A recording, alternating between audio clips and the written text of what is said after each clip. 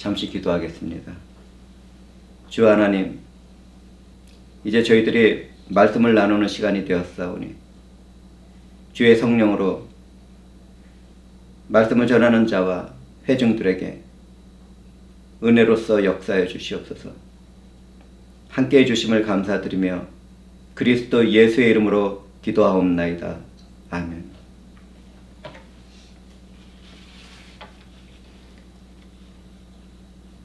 오늘 우리는 다윗의 환난의 때라는 제목으로 말씀을 나누게 되었습니다. 승리를 주시는 하나님 앞에서 죄를 범한 다윗은 회개 가운데 용서를 받았지만 그 삶에는 환난이 임하게 되었습니다. 육체의 정욕을 이기지 못한 첫아들 암논은 이복 동생 다말을 강제추행하고 혐오하며 쫓아냈습니다. 이 사실을 알게 된 다말의 친오빠 압살롬은 계획적으로 암논을 살해하고 도피해버렸습니다. 다시 하나님 앞에서 범죄하고 난 후에 그 가정에는 죄의 영향력이 스며들게 된 것이죠. 한 가정에서 일어나고 있는 이런 일은 다윗이 저지른 범행을 다시 한번 생각해 보게 됩니다. 다시 범한 우리아의 아내 밧세바가 저지른 간음죄와 우리아를 살해한 죄가 가정에서 그대로 반복되고 있습니다. 하나님은 범죄한 다윗을 용서하셨지만 죄를 범한 일에 대한 징계를 내리고 계셨습니다. 우리는 죄의 영향력이 남은 삶에서 환난으로 계속될 수 있다는 사실을 알아야 하겠습니다. 모든 사람은 자신의 삶에서 완전한 자유의지로 살아가지만 그 삶에는 언제나 하나님의 행하시는 일이 함께 이루어집니다. 이것이 인생에 있어서 하나님과의 관계가 중요한 가운데 하나이죠. 다윗은 암논이 다말에게 범죄했을 때에도 분노했을 뿐 징계하지 않았고, 압살롬이 암논을 살해했을 때도 벌하지 않고 용서해 주었습니다. 다윗은 가정에서 경건한 주의 교훈으로 자녀들을 가르치고 책망하지 않은 허물과 죄를 범했습니다. 다윗은 이런 일을 하게 되므로 반역한 압살롬에게 쫓기는 삶을 살게 되었습니다. 참 안타깝죠. 안타까운 사실입니다. 다윗은 반역한 아들에게 쫓기며 감단산길로 올라갈 때 그의 머리를 그가 가리고 맨발로 울며 올라갔습니다. 그를 따르던 백성들도 각각 자기의 머리를 가리고 울며 올라갔습니다. 앞에서도 잠시 언급했지만 다윗은 나라를 잘 다스려 나가다가 한 번 실수로 하나님 앞에서 범죄를 하게 되었습니다.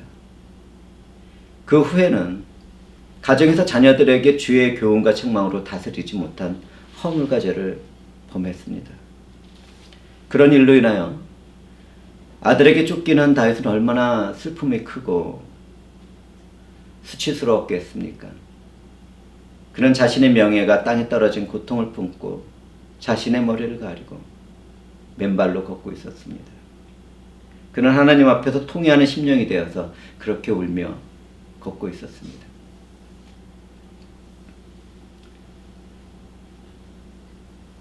성경에 언급된 욥과 같이 하나님의 특별한 뜻이 있어서 고난을 당하지 않는다면 대부분의 사람들은 자신의 허물과 죄로 인하여 환난의 때를 당하게 됩니다. 이때 하나님 앞에도 애통한 눈물로 회개하며 자신의 수치와 고통을 고백하는 사람들에게는 치료와 회복의 기회가 주어지죠. 그러므로 내게 있는 허물과 죄를 깨닫게 된 사람들이 있다면 하나님 앞에서 애통한 눈물을 흘리며 위로와 회복의 때를 간구해야 할 것입니다. 회개하고 마음을 돌이키는 사람들에게는 반드시 새롭게 되는 날을 맞이하게 됩니다. 이 은혜가 우리들에게 임했다는 것 잊지 마셔야겠습니다. 하나님은 잠시 주어지는 징계를 통해서 우리들의 믿음의 삶을 정금같이 만들어 가십니다. 얼마나 귀하고 존귀하신 분인지요. 얼마나 사랑이 많으시고 자비와 은혜가 풍성하신 분인지요.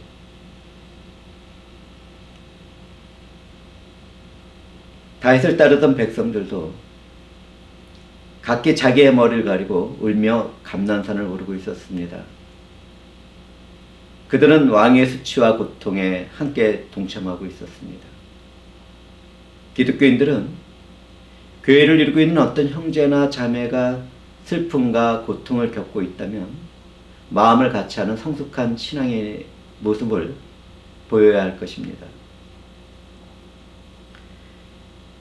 기독교인들은 왕 대신 예수 그리스도의 이름과 영광이 다른 기독교인으로 인하여 훼손되고 수치스럽게 될 때 지나치게 판단하고 정죄하는 일을 해서는 안 되겠습니다. 얼마나 많은 사람들이 자신의 허물을 보지 못하고 남의 허물만 들추고 있는지요. 그것으로 만족을 삼으면 안 됩니다. 어떤 문제와 이야기에 대한 판단과 정체는 오직 하나님께 맡겨야 합니다. 이것이 기독교인들의 모습이어야 됩니다. 하나님은 그분이 판단하시고 정죄하는 일을 교회법과 세상법에서 처리하도록 하셨습니다. 그 일을 이루시는 하나님께 모든 것을 맡기고 지나치게 분노하거나 지나치게 정죄하거나 하는 행동을 기독교인들은 하지 말아야 합니다. 어떤 사람이 예수 그리스도의 이름과 영광을 훼손했다면 그 수치와 부끄러움이 내게도 있다는 것을 고백해야 하겠죠. 우리는 주님과 연합된 모든 지체는 한 몸이라는 사실을 절대로 잊지 말아야 합니다. 그리고 아무리 믿음이 좋고 거룩한 삶을 살아간다 하더라도 모든 사람들에게는 숨은 허물과 죄악이 하나씩 숨어있게 됩니다. 그것을 회개하면서 나가야 됩니다. 살아가다 보면 우리 몸에는 상처가 나기도 하고 멍이 들기도 하고 곪기도 하고 종양이 생기기도 합니다. 그럴 때 우리는 내 몸에 생기게 된 그런 일들을 판단하고 정죄하고 있겠습니까? 아무도 그러지 않겠죠. 몸을 해치지 않도록 심할 때는 짜내고 도려내기도 하겠지만 그것조차도 회복되도록 치료하고 돌볼 것입니다. 교회는 그렇게 돼야 됩니다. 교회와 교인들은 교회가 예수 그리스도의 한 지체로서 한 몸이 되었다는 사실을 잊지 말아야 합니다. 자신의 죄로 인하여 수치와 고통을 당하는 사람들을 바라보게 되었다면 그들을 정죄하고 판단하기 이전에 위로하며 그들이 어떻게 하든 성령 안에서 회복되도록 기도도 해주고 보살피고 사랑해 주어야 합니다. 이렇게 살아가는 우리들은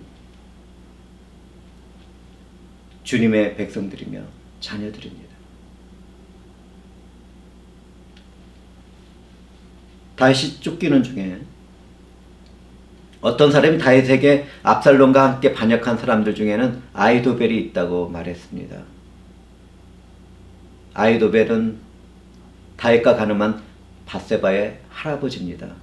성경을 깊게 읽지 않았다면 이런 사실을 알고 있는 분들이 별로 없을 것입니다. 그는 소녀와 간음을 하고 사위 우리아를 죽게 만든 다윗 왕에게 좋은 감정이 없었을 것입니다. 나중에 잠시 언급하겠지만 참으로 아히도벨이라는 한 사람의 인생은 정말 안타깝습니다.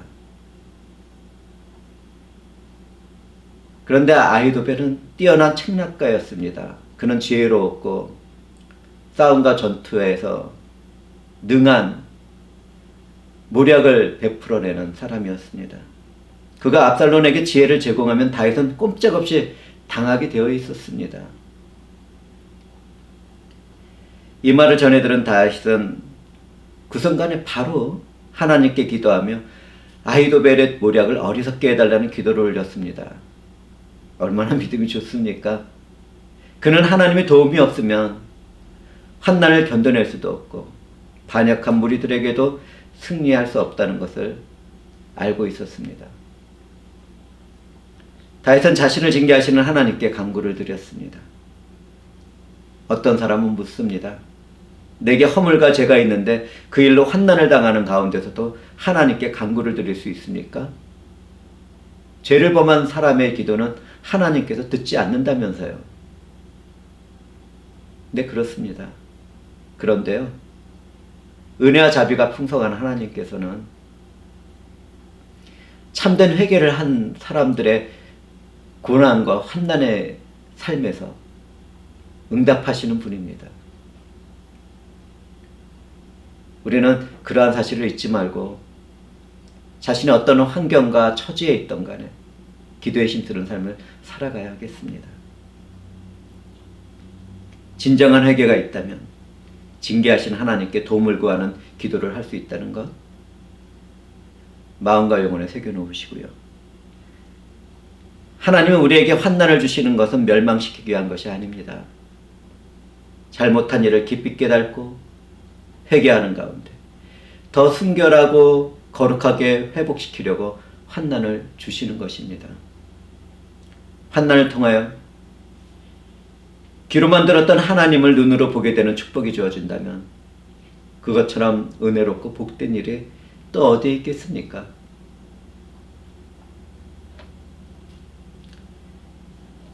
다윗의 간구가 있고 난 후에 하나님을 경배하는 감난산 마루턱에 이르렀을 때 다윗의 친구인 아렉 사람 후세가 옷을 찢고 흙을 머리에 덮어쓰고 다윗을 맞으러 나왔습니다. 하나님은 다윗의 간구에 바로 응답하셨습니다. 얼마나 은혜로우신 하나님이십니까? 훗날에 아히도벨의 모략은 후세에 의해서 좌절되고 맙니다. 성령과 함께하는 지혜로운 사람은 환난 중에 오직 하나님만을 바라보고 그분의 은혜와 자비와 역사를 간구합니다. 우리도 다 그렇게 살아가면서 하나님의 은혜와 자비를 받는 삶을 살아야겠죠. 하나님을 향한 간절한 믿음의 기도에는 역사하는 힘이 크게 나타납니다. 엘리야는 우리와 성전이 같은 사람이지만 간절히 기도할 때 가뭄이 들기도 했고 비가 내려서 해갈되기도 했습니다. 하나님은 환난 중에 간구하는 기도를 귀 기울여서 들으시는 분입니다. 다윗과 엘리야의 기도를 들으셨던 하나님이 지금 내가 드리는 기도에도 응답하신다는 것 우리는 기억해야 합니다. 그리고 기도하는 삶을 살아가면서 그 은혜를 받아야 되겠죠. 환난과 고통을 당하는 사람들은 징계하시는 하나님의 은혜와 자비를 구하시기 바랍니다. 하나님은 회개를 드리는 가운데 믿음으로 간구하는 사람들의 기도에는 반드시 응답하십니다. 하나님이 함께하는 사람들은 환난의 때를 두려워하거나 낙심할 필요가 없습니다. 우리가 여러 가지 어려움에 놓여 있다 하더라도 하나님은 그곳에서 우리들에게 빠져나갈 길을 내어주십니다. 우리는 답답한 일에도 낙심하지 말아야 합니다. 우리는 박해를 받아도 버림을 받지 않고 넘어진다 하더라도 멸망하지 않을 하나님의 백성이며 자녀들입니다.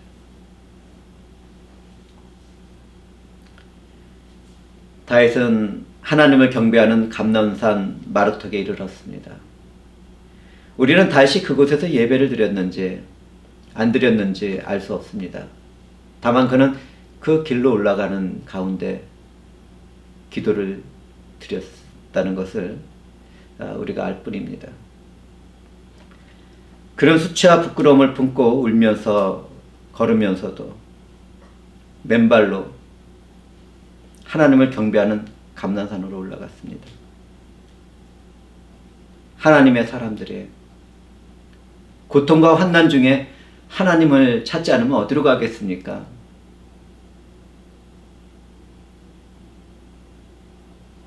그분 안에서 살아가는 우리들이 어디로 가겠습니까?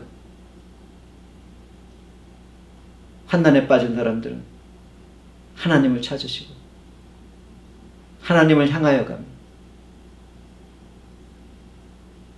그분과 만나는 자리로 나가서 간구하시기 바랍니다.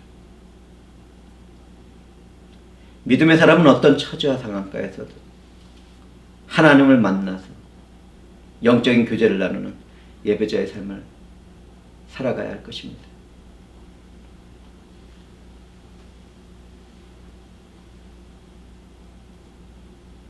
다윗은 환난을 당할 때 낙심한 상태로 그대로 있지 않았습니다. 그는 환난 가운데서도 흔들리지 않고 적극적으로 악을 행하는 압살롬과 맞서 나갔습니다. 다윗은 가장 먼저 사독과 아비아달에게 하나님의 법궤를 예루살렘으로 돌려놓게 하고 그곳에서 일어나는 일들을 그들의 아들을 지켜서 보고하도록 계획했습니다. 다윗은 자신이 당하는 징계의 환난에는 법궤가 함께해서는 안 된다고 생각했습니다. 얼마나 귀한 믿음입니까? 하나님의 법궤가 자신이 환난을 당하는 길에 같이 방황을 해서는 안 된다는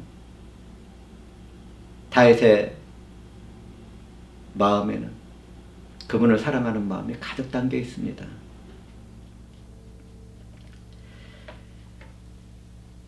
우리도 나의 환난과 고통보다도 하나님을 먼저 생각하는 다윗처럼 그렇게 살아야 하겠습니다. 그는 하나님의 은혜가 임하게 되면 왕권을 회복하게 되고 법궤가 있는 예루살렘 성으로 복귀할 것을 믿음 안에서 확신하고 있었습니다. 하나님을 믿고 의지하는 사람들의 믿음의 확신은 반드시 성취되게 됩니다. 그 믿음이 우리들에게도 있다는 것 잊지 마시기 바랍니다. 다윗은 반란을 일으킨 세력에게 적극적으로 대처하며 아이도벨의 책략을 무력하게 할 계획을 세웠습니다. 다윗은 후세에게 예언하듯이 아이도벨의 모략을 패하게 하리라고 말했습니다. 이 예언은 후세의 모략을 압살롬과 반역 세력들이 받아들임으로써 성취되었습니다. 기독교인들은 자신의 삶에서 하나님의 징계로 인한 환난이 있게 되었을 때 겸손한 마음으로 치료하고 회복시키는 하나님의 은혜가 임할 것을 바라보아야 할 것입니다. 또한 기독교인들은 환난의 때에 소극적으로 행동하거나 낙심한 상태로 그냥 있어서는 안 됩니다. 왜 좌절합니까? 권능의 하나님이 우리와 함께 하시는데 우리를 사랑하시는 아버지가 징계하시는 가운데 회복시키고 치료하시고 더 나은 길로 인도하시려고 준비하고 계시는데 이러한 사실을 깨달았다면 환난의 자리에서 좌절한 그 마음을 털어내고 영적으로 깨어 일어나야 합니다.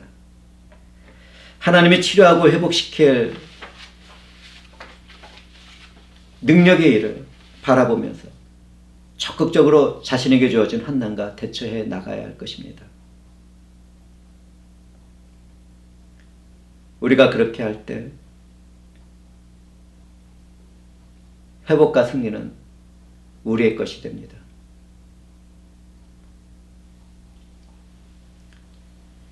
약간 다른 내용이지만 경건하고 거룩한 삶을 추구하는 교회와 지체들을 위해서 언급하려고 합니다. 자신의 허물과 죄로 고난을 당하시고 환난을 당하시는 분들도 계시지만 주 예수 그리스도의 복음을 위해서 환난을 당하는 경건한 무리들도 우리들 무리 안에는 계시기 때문입니다. 믿음으로 살아가는 사람들은 환난을 지나서 하나님 나라에 들어갑니다. 바울 사도는 성도들에게 마음을 굳게 해서 믿음에 머물러 있으라는 권면을 하는 자리에서 하나님 나라에 들어가려면 많은 환난을 겪어야 한다고 말했습니다. 믿음으로 당하는 환난은 하나님의 은혜로 주어지는 큰 축복입니다. 누구든지 경건한 삶을 살아가고자 할 때는 핍박이 따르게 된다는 것, 우리의 새롭게 된 마음과 영혼에 새겨놓아야 하겠죠. 믿음으로 받는 환난은 영광의 면류관을 얻도록 합니다. 이런 사람들은 예수 그리스도 안에서 세상으로부터 반드시 승리하게 됩니다. 주님은 말씀합니다. 세상에서는 너희가 환난을 당하나 담대하라, 내가 세상을 이겼노라.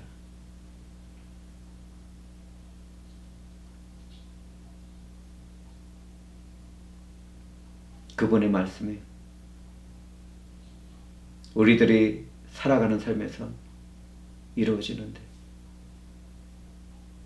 우리가 무엇을 걱정하고 염려하고 두려워하겠습니까? 나의 허물과 죄로 인한 환난은 죄의 심각성을 깨닫고 믿음과 은혜를 회복시키는 유익이 주어집니다. 그에 반해서 우리 주 예수 그리스도와 복음으로 인한 환난은 하나님의 이름과 영광이 찬송되는 은혜와 축복으로 나타나게 됩니다. 우리도 그런 축복이 나타나는 삶을 살아가야 하겠습니다.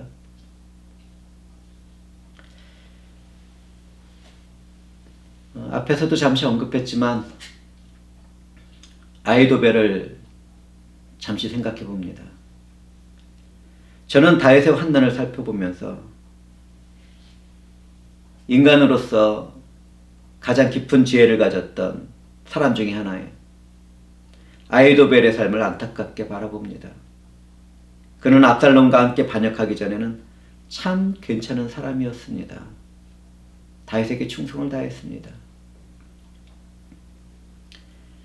그런데 그는 다윗이 저지른 손녀딸 가정에 행한 죄악에 시험이 들고 말았습니다. 그는 원수 갚는 일을 하나님께 맡겨야 했지만 자신의 지혜를 의지하고 자기 자신이 해결하려고 결단을 내리고 실행했습니다. 그 결과 그는 악을 행하는 압살롬 편에 서게 되었고, 자신의 모략이 실패한 후에는 고향으로 돌아가서 스스로 목숨을 끊게 되었습니다. 그의 인생은 얼마나 안타깝습니까?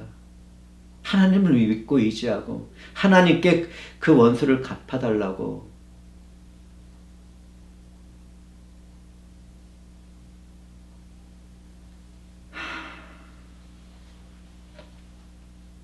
그렇게 했다면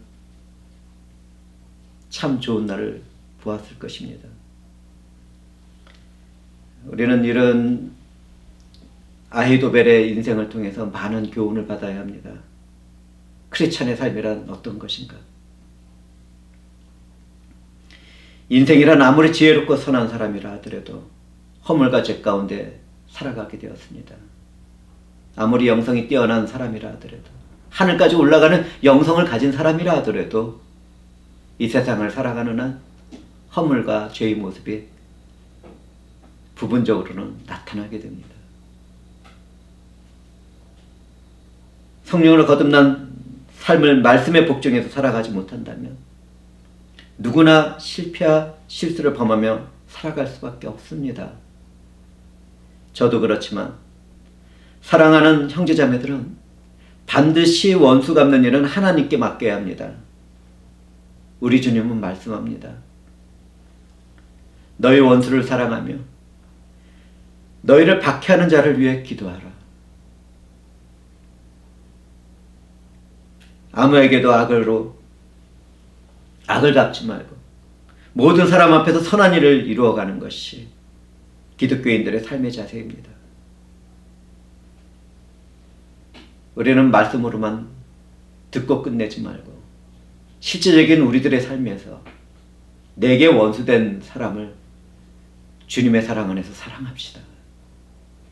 그리고 그의 회복과 불쌍한 삶을 위하여 기도해 줍시다.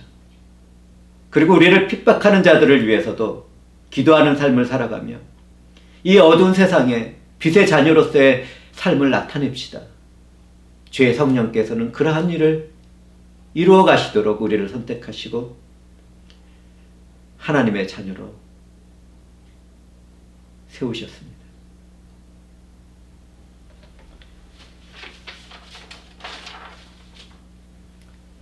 다윗은 자신의 허물과 죄로 환난의 때를 지날 때 징계하시는 하나님의 품으로 파고들었습니다. 그는 자신을 회초리로 때리는 하나님의 사랑 안에서 매맞는 자기 자신을 바라보며 하나님을 가슴 슬프게 하고 대적자들로서 비난받게 한 일을 참여하고 있었습니다. 예수 그리스도 안에서 은혜로 구원을 받은 사람들은 이것을 알아야 합니다.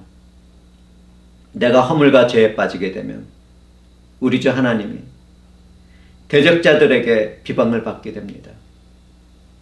예수 그리스도께서 십자가에서 당하신 조롱과 멸시와 수치는 내 허물과 죄악 때문이라는 것을 알아야 합니다.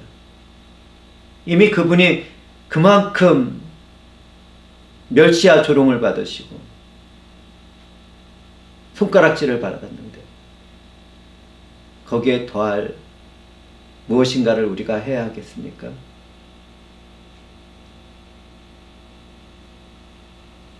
그런 생각이 없다면 주님의 지체를 이루고 있는 우리들은 각자의 삶에서 허물과 죄를 범하는 일에서 떠나는 삶을 살아야 하겠습니다. 우리는 주 예수 그리스도 안에서 큰 구원의 은혜 가운데 살아가지만 내가 살아가면서 범하게 되는 허물과 죄의 영향력은 반드시 환난의 삶으로 나타나게 됩니다.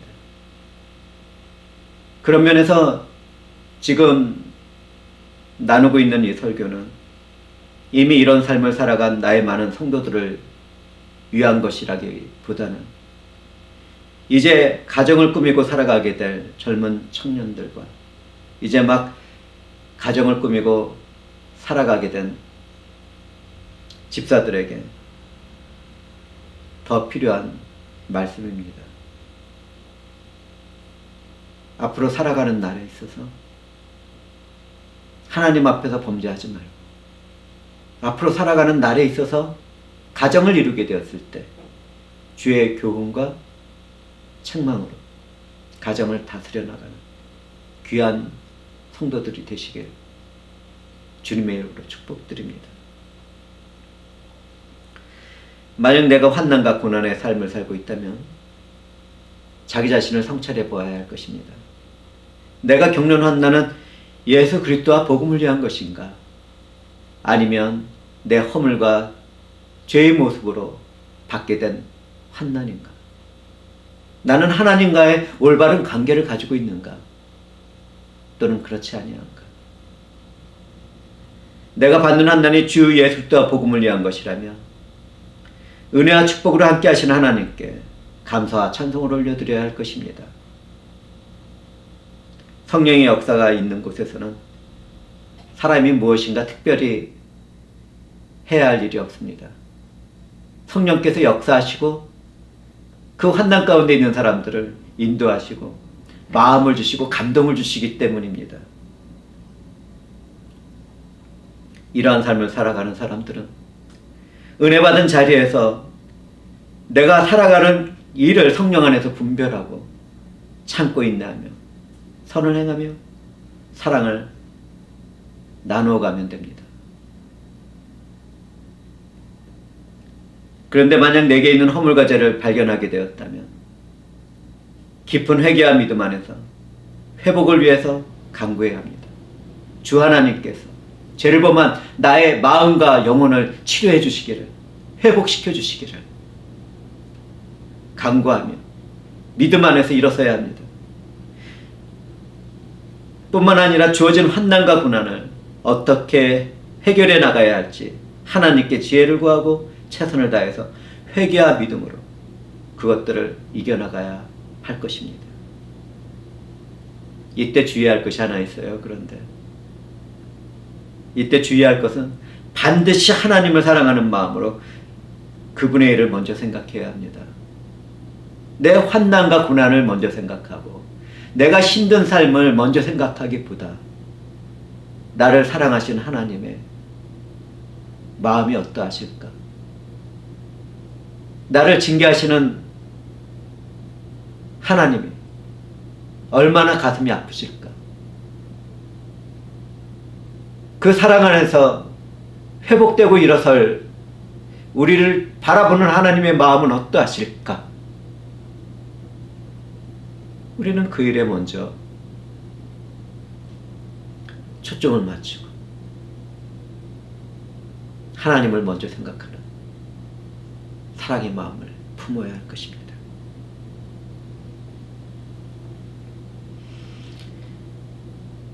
그러는 가운데 내 영혼과 육체가 아무리 고되고 힘들다 하더라도 하나님의 말씀을 묵상하고 기도하는 일을 계속해 나가야 하겠습니다. 내가 고난받는 삶에서 힘들다는 이유로 말씀도 가까이 하지 않고 기도도 하지 않는다면 온전하게 치료받고 회복될 수 없습니다. 그렇게 하면 안 돼요. 그렇게 하면 안 됩니다.